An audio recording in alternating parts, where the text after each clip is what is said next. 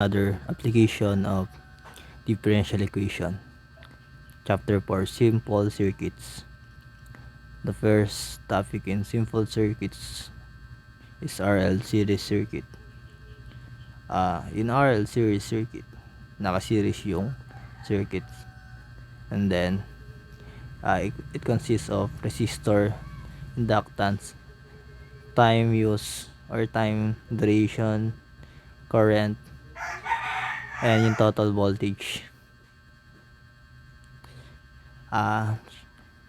Yung mga notation or yung mga variable na ginagamit is R, resistance, then yung unit ohms, E or voltage for source voltage in volts, L, inductance in Henry, T, time after the switch being closed in seconds, I, current in amperes. Then ang formula is BR, voltage from resistor equals IR, voltage from inductance equals LDI dt, LDI over dt. Total voltage is equals to voltage in resistor plus voltage in inductance. So pwede natin i-manipulate tong formula para makagawa ng bagong formula. So let's have an example. Ito yung mga formula na pwede nyong gamitin: equation 1, equation 2, equation 3, equation 5 sa equation 4. Then for number 1, a coil of 15 Henry inductance and 10 ohms resistance is suddenly connected to a 20 volt DC source by closing the switch. Find the value of current after 2 seconds. So yung answer daw niya is current equals 1.47 ampere. So solution natin ay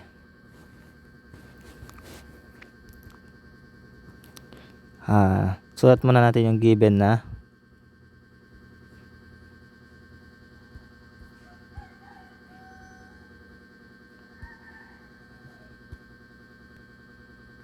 ang given natin ay laki. Given natin ay yung inductance na 15 Henry, and then resistor 10 ohms, and suddenly connected to 20 volt DC source. Yung E natin 20 volt. Find the value of current after 2 seconds. Hanapin daw natin yung value ng current after 2 seconds. So let's have the formula first. Ang formula is BR plus BL equals E. Then yung BR, papalitan natin ng IR plus yung VL ay L DI DT equals E. Check natin kung tama yung formula. Yan, E equals BR plus VL, then E equals IR plus LDI dt. Yan, tama. Then after nyan, divide natin sa L. Divide natin dito sa lahat. So magiging form niya is IR over L plus DI over dt equals E over L. Then kung gusto nyo, pwede nyo nang ipalit yung value ng L, R, saka E dyan. So palitan natin ng value. Ang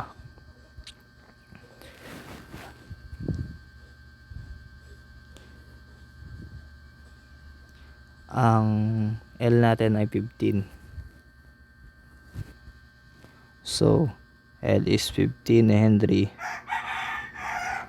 plus D ay D over dt equals yung 15. Then ang resistor natin ay 10 ohms. So resistor ay 10 times I, dahil wala namang value yung I, yun yung hinahanap natin. Then yung E natin ay 20 volts. Ayan, tama. So since na ano na natin, kuhanin na natin yung first order na linear equation nya. Yung gagamitan natin ng linear form. So hanapin natin yung, rewrite lang pala natin sa form na ganito para mas padali. Di over dt plus 10I over 15 equals 20 over 15. Then yung PT natin ay 10 over 15. Hindi natin isasama yung I since yun yung form nya. Then yung QT ay 20 over 15. Ito yon. Tapos ito. Then since nakuha na natin yung PT sa QT, pwede na natin ipalit sa form niya na ganito.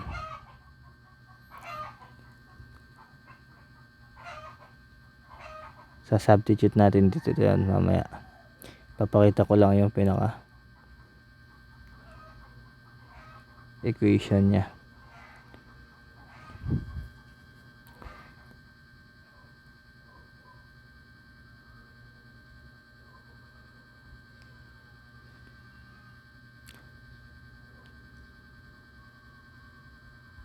Ayan yung pinaka equation niya talaga. Tapos ipapalit lang natin yung mga nakuha natin value. So I times 10 over 15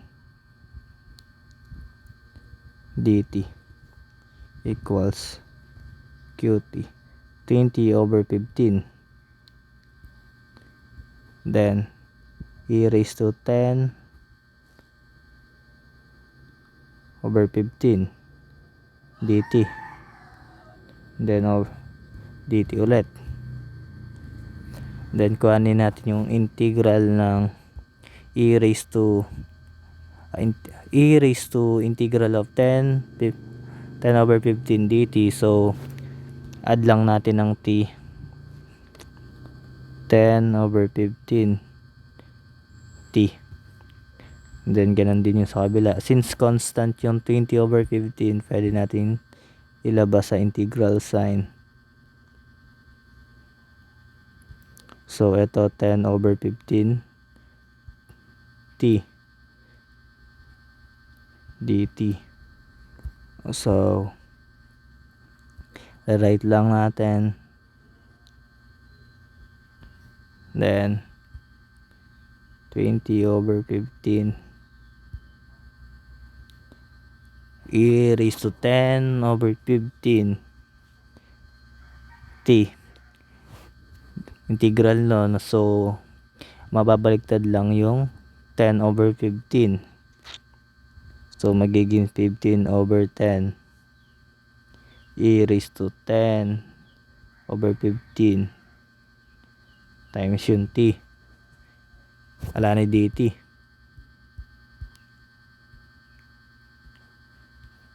plus c. Since wala naman value yung limits natin, so simplify natin, makaka-cancel yung 15 dito. Ito naman magiging 2 na lang.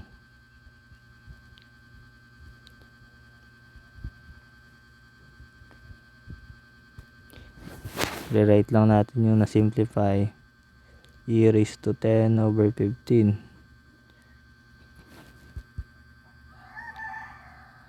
t equals to E raised to 10 over 15 t plus yung C. So, since magkamukha lang naman to, saka ito, pwede natin i-divide yan sa lahat para makancel yung E raised to 10 over 15t. So, divide natin. Makakancel to dito. Yan. Then, mapupunta rin sa C. So, I equals 2 plus yung C over E raised to 10 plus 15. Tapos, naka-times yun sa T. So, since nasa ilalim siya, magiging minus siya pag inangat natin. Kaya magiging 4 niya is E raised to negative 10 over 15 T. So, yan yan. Then, yung hanapin natin yung value ng C by equating time to 0, then current to 0. So, 0 yung current natin. 2 plus C raised to 10 over 15 times 0 yung time. So, any value na raised sa 0 magiging 1, since yung 10 times 15 times 0 ay 0. Then, ito lipat natin sa kabila, magiging negative 2 equals C. So, ang value ng C natin ay negative 2. Palitan natin yung pinaka formula natin. So, magiging value na is I equals 2 minus 2 E raised to 10 raised to negative 10 over 15 times yung time. Tapos ang tanong daw is ano na daw yung maging current after 2 seconds. So after 2 seconds, wait,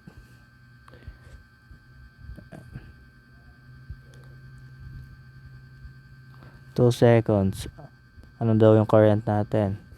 So palit lang natin yung value ng T.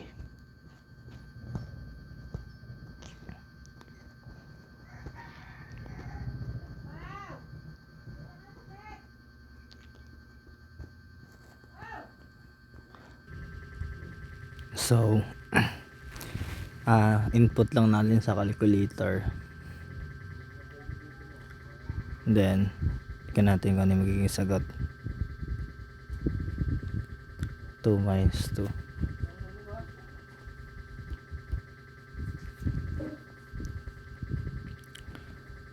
2 minus 2 times E raised to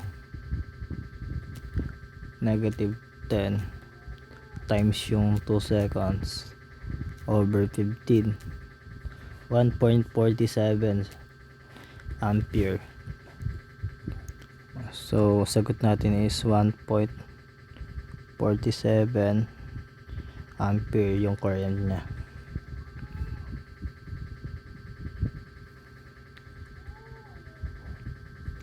Check natin kung tama.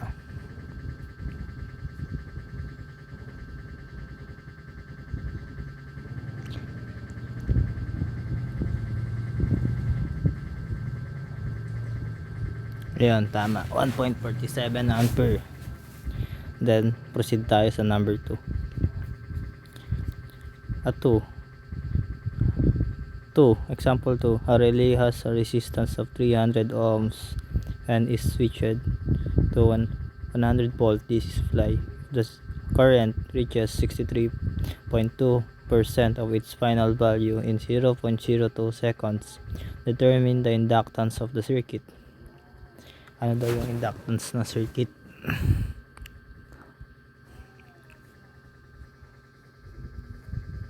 So, sulat muna natin yung given. Ang R natin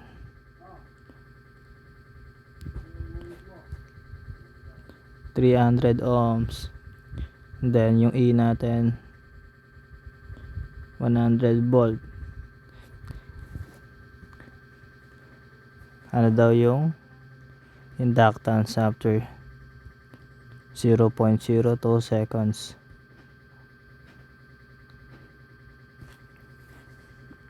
Ano daw yung L nya? If the current reaches 63.2%, yung current nya daw na-reach yung 63.2%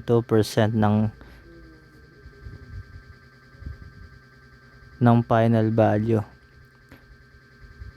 63.2% ng value na to sa 0.02 seconds. So ang pinaka final current ng natin ay, 'di ba, since may formula na BIR, B equals IR sa Ohm's law, then manipulate lang natin, pwede na natin equate sa B over R. Yan ay current natin. So kung ang B over R ang current natin, yung final current natin, so 300 tapos R natin is, ang B natin ay 100, yung E, di ba B equals sa E nga pala, so E na lang natin para hindi nakakalito. So yung E natin is 100, then yung R natin is 300, so 100 divide 300 ampere. Yan yung final natin, final current.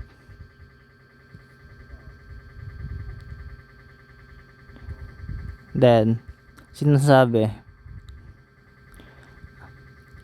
yung bali initial current natin yung gagamitin, since di naman niya narating yung final current.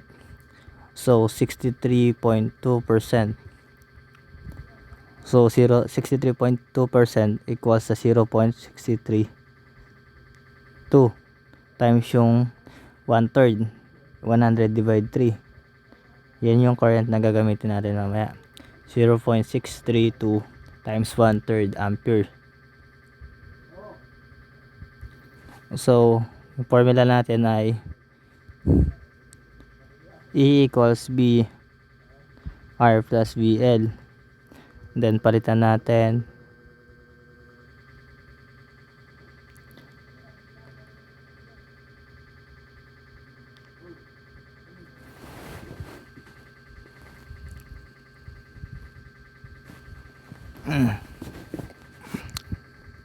then divide lang natin ulit sa L.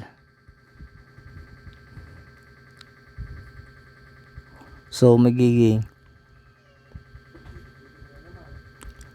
E equals IR over L plus DI over DT.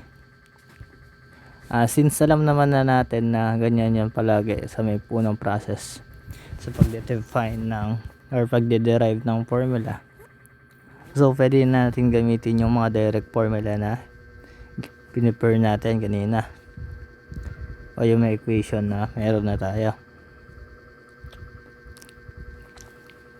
Since ang hinahanap dito ay yung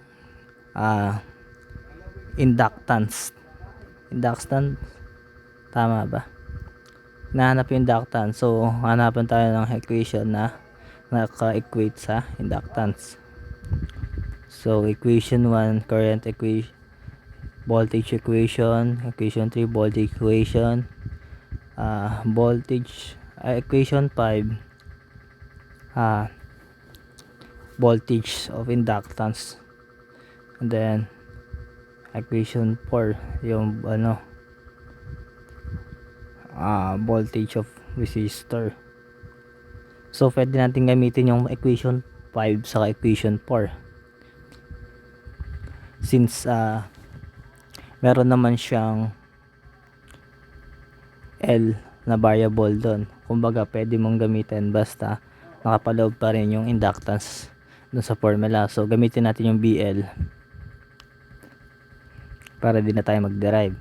Basta yan, di ba? Equation 5 'Di ba ang BL ay equal sa e raised to negative teka lang, tignan natin.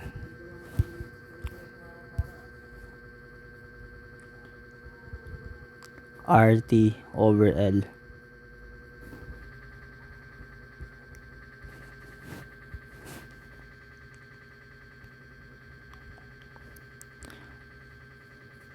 So yan ay direct formula natin para hindi na tayo mag-derive ng matagal. Pwede nyo rin kabisaduhin yun. Sa una, pakita nyo na nagde-derive kayo sa unang tanong. Then sa susunod na tanong, pwede na kopyahin nyo na lang yon, or kaya naman sabihin nyo, state nyo na galing yung derivation mo sa unang question na sinagutan mo. Then pwede mo na yon, pwede mo na gamitin yung mga direct na nagawa mo. So substitute natin yung value na, since wala pala tayong, teka lang, may voltage pa tayo. Ang given lang pala natin is voltage total, then yung time, tapos yung current. So voltage, so di pala pwede pala. Teka lang, hanap pa tayo, baka merong iba. Di ba ang given natin is current.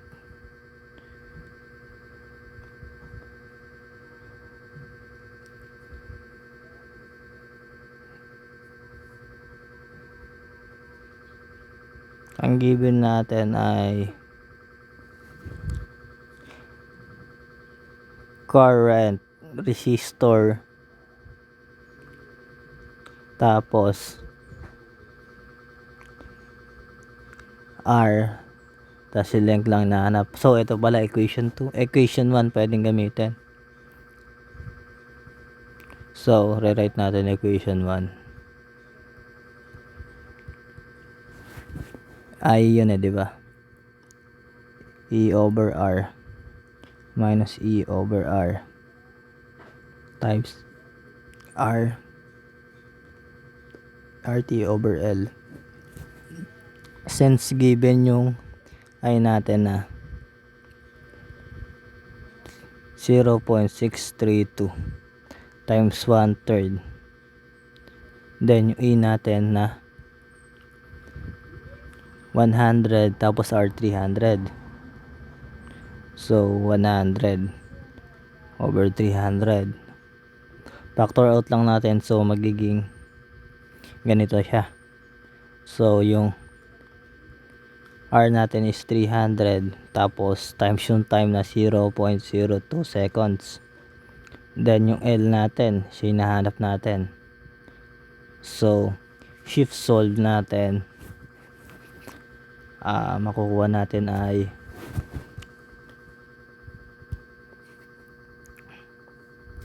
(0.632) times yung 1/3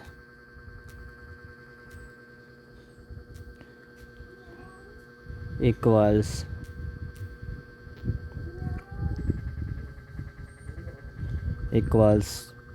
1/3 din yung 100 over 300.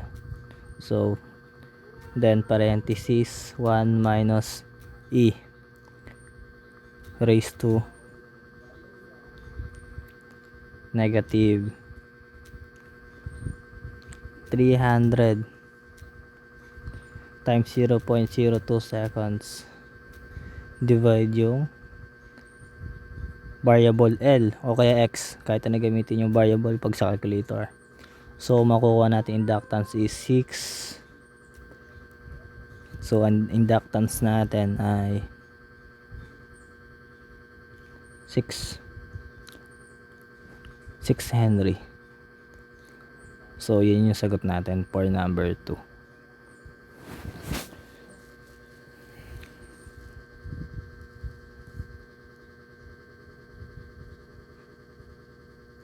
Number 2, mas maikli siya pagka kabisado nyo na yung mga derivation ng formula. So number 3 natin is an inductance of 2 Henry. Sulat natin yung given inductance of 2 Henry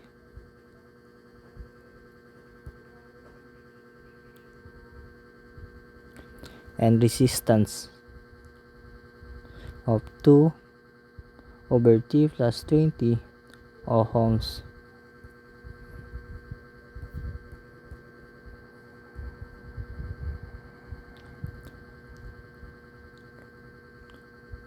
And EMF or yung voltage niya is 55 volt.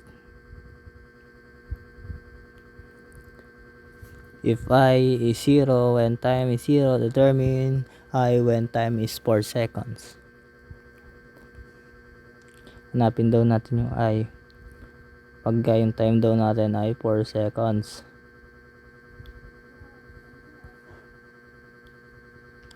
So in this case, scenario, since ang given na resistor ay ganito, hindi natin pwedeng gamitan ng direct na derivation na formula since may ibang epekto yung may variable yung given. Kailangan natin i-substitute talaga yung given natin do sa pinaka-i-derive nating equation. So let's start.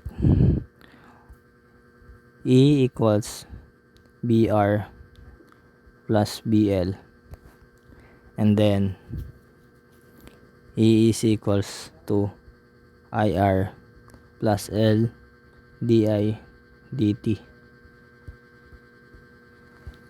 Then divide natin sa, or pwede palitan natin pala ng value. 55 I times yung value ng R na 2 over T plus 20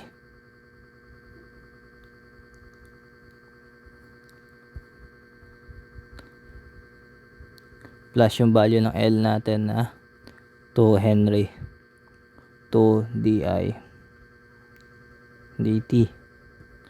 So yan na yun, divide natin sa 2, so makakancel dito, cancel doon, so 55 over 2 na yun, wag na natin decimal. So 55 over 2 equals I over T plus 20 plus DI dt. Same form lang din ng kanina. Hanapin natin yung P T. Ang PT natin ay 1 over T plus 20. Ito yon. Then QT natin ay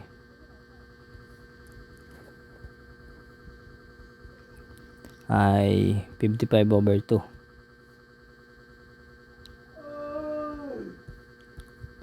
And then substitute natin sa formula ng linear. So I equals I times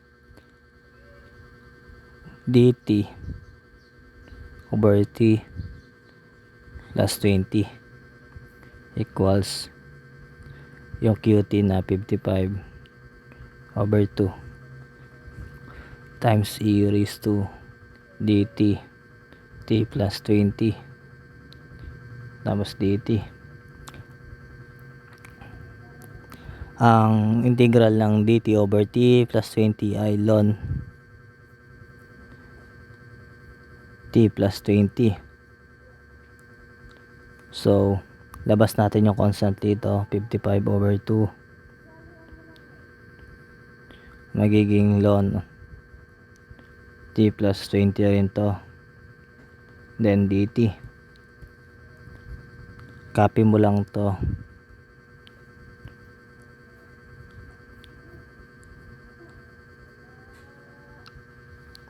So 55 over 2. Then pwede nyo na yung cancel pala to, since 1 lang yung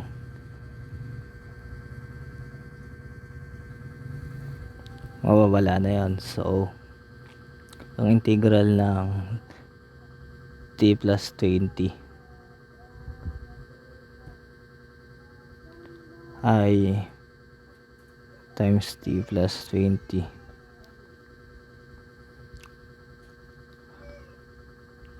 So pwede natin gamitan ng u substitution to plus 20 magiging u raised to 2 over 2. Yan yung integral nun.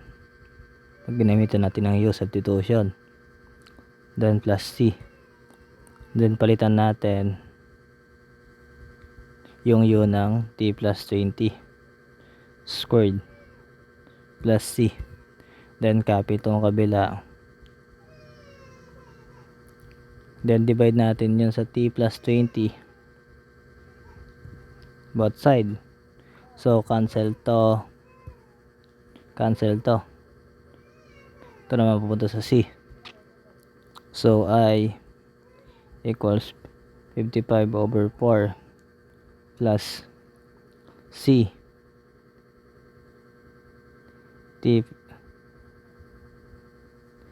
since may mali pala, since yung 55 over 4 ay naka-squared, so may matitira pa rin na t plus 20 rito,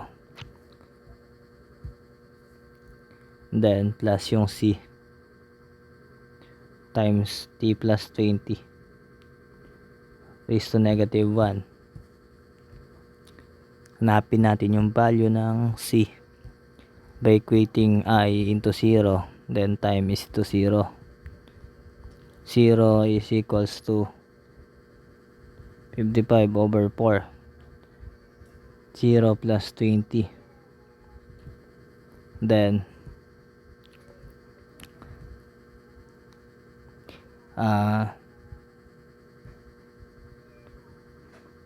c plus c, 0 plus 20 raised to negative 1. So lipat natin to dito, magiging negative 55 times 20 over 4. Then yung c naman ay nakaganito, 0 over c over 20, then cross multiply, magiging 55 over 20 squared, then over 4. Yan is c natin, then palitan natin yung c natin ng ganyan. So ang hanapin natin dyan is yung current nya after 4 seconds, o kaya i-calculator muna natin.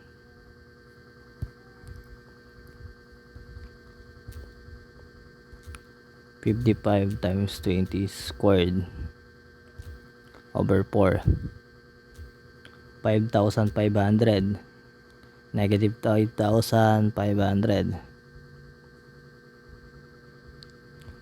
So ang c natin negative 5,500. Substituting, magiging 55 over 4 t plus 20, t plus 20 minus 5,500 t plus 20 raised to negative 1. So time natin is 4 seconds, palitan natin 4 plus 20, 5,500, 4 plus 20 raised to negative 1. So calculator natin, 55 over 4 t plus 20, 20 plus 4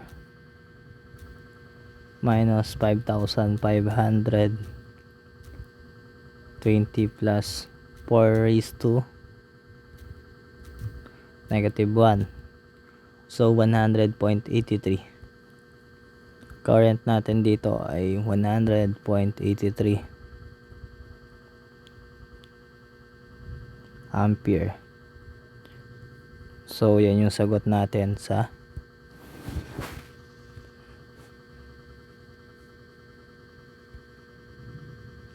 Number 3 ba yun? Tama, number 3. So let's have number 4.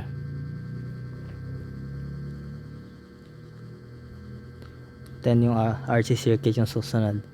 A series RL circuit with R 500 ohms and inductance of 50 Henry has a constant applied voltage at 100 volt DC. The switch is closed at time 0. Find the equation of current and voltage across R and L as a function of time t.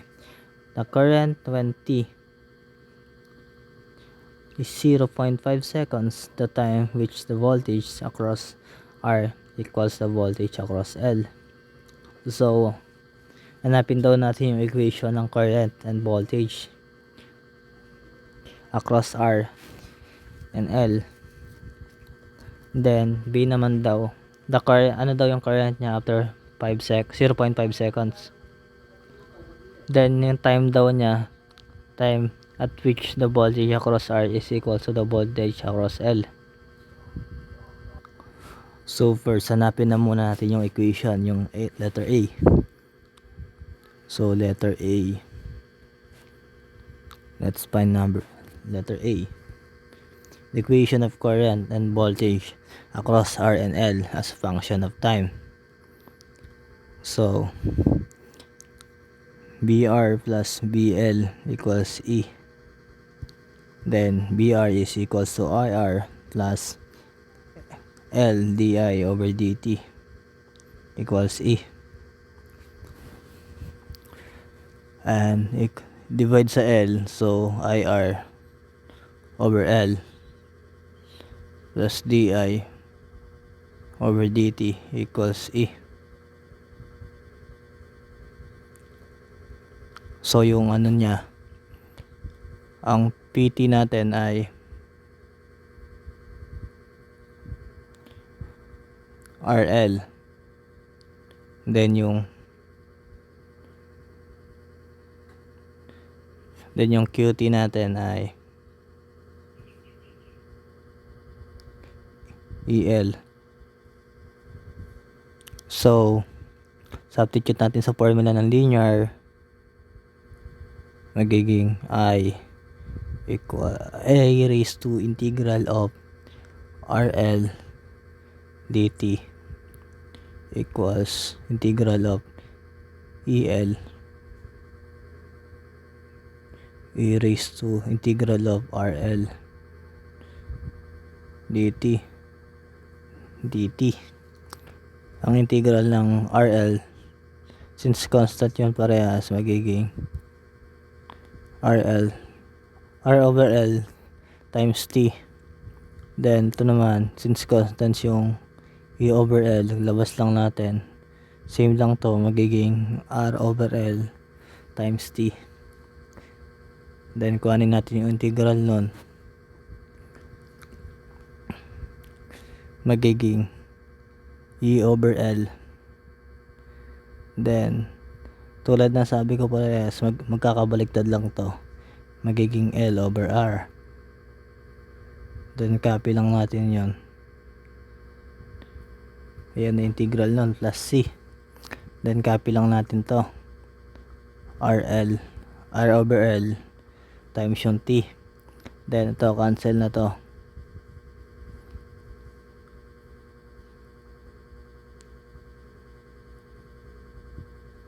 Simplify, magiging E over R times plus C. Divide natin lahat sa E raised to R times T over L. So ito, wala na to, wala na. Tapos ito malilipat dito. So ang equation ng I natin ay I equals to E over R plus C times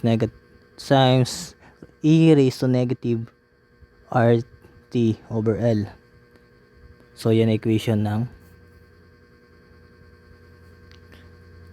o kaya hanapin nyo yung value ng C through equating time into 0, then I into 0. So 0 equals E over R plus C E raised to R times yung T na 0 tapos L. So 1 na lang to. Lipat nyo sa kabila to, magiging negative ER equals C. So I ngayon I equals to ER minus E raised to negative R, E raised to E over R pala, sorry, times E RT over L. Yan ang equation ng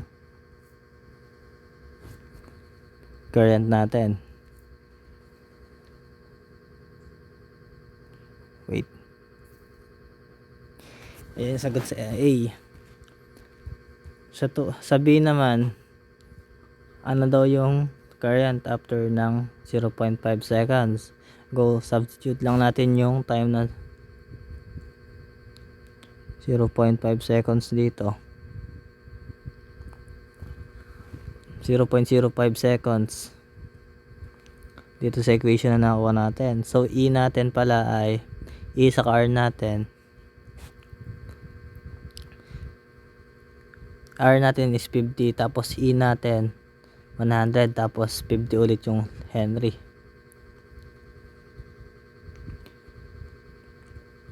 So E is 150 yung ohms minus 100 over 50 times E raised to 150 pala, 50 times ng time na 0.05 seconds, then 50 yung Henry. So cancel na to. Calculating.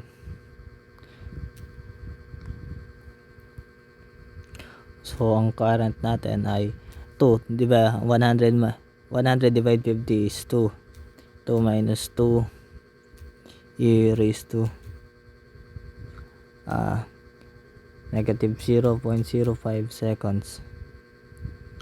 So ang current natin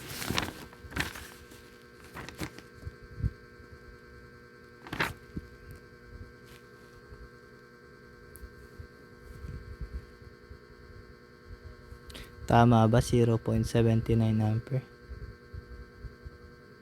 Mali pala, 0.5 seconds lang pala yon. So 0.79 ampere yung current natin. Mali ito, sobra ng 0. Yan, 0. Yan lang, 0.5 seconds. So 0.79 ampere.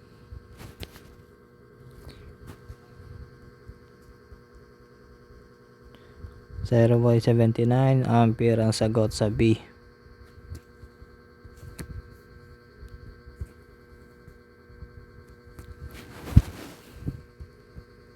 So yung C naman natin ang sagutan. C. Ang tanong sa C ay the time at which the voltage across R is equals to voltage across L. So para makuha natin yan, pag-equalin lang natin yung equation ng voltage of resistor tapos voltage of inductance. Ito yan, di ba? Meron na tayo na given. Ito, equation 5, voltage across inductance, then voltage 4, voltage across resistor. Pag-equalin lang natin silang dalawa since sinabi what time daw which voltage across R is equals to voltage across L. Sinasabi magka-equal lang daw silang dalawang voltage, so pwede natin pag-equitin.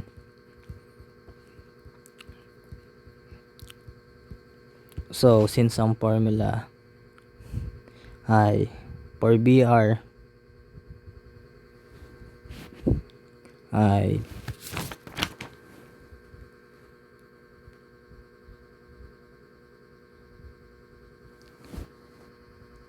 E minus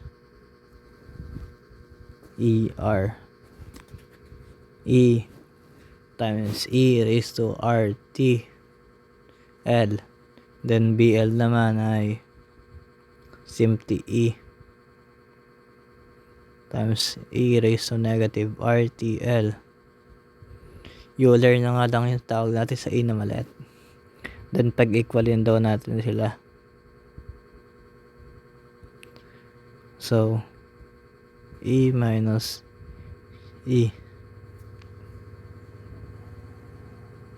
RT over L equals E times Euler RT over L. So substitute natin yung value ng E. So 100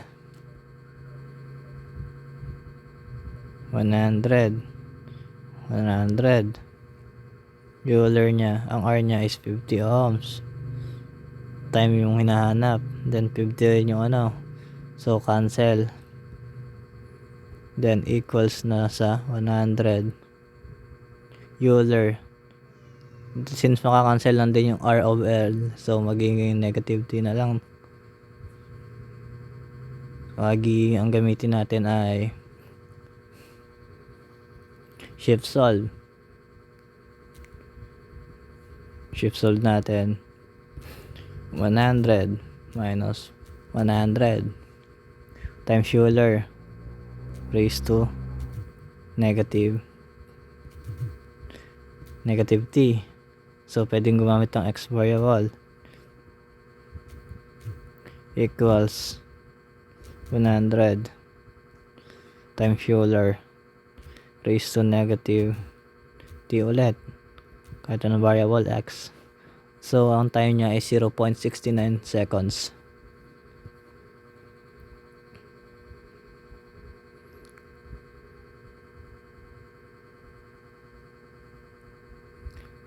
Ito yung time para mag-equal yung voltage across resistor and voltage across inductance. So yan na lang muna ngayon.